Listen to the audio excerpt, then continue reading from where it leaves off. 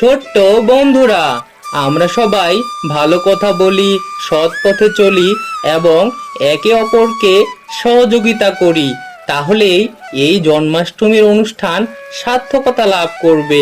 আর হ্যাঁ, তোমরা কিন্তু তোমাদের বাবা মার কথা শুনিও। তারা যা বলে, হ্যাঁ, তা তোমাদেরকে শুনতে হবে। কেননা তারা তোমাদের চেয়ে বড়, তারা তোমাদের গুরুজন।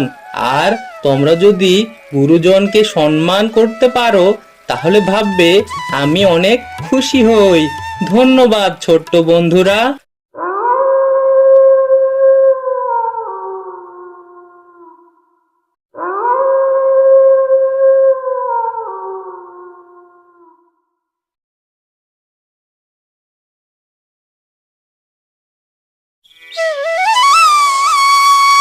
আমি ভগবান শ্রীকৃষ্ণ।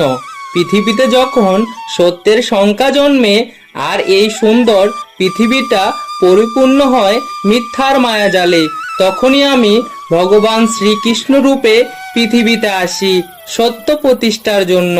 আমি দুষ্টুদের বিনাশ এবং সাধু তথা ভালো মানুষদের পাশে দাঁড়াই।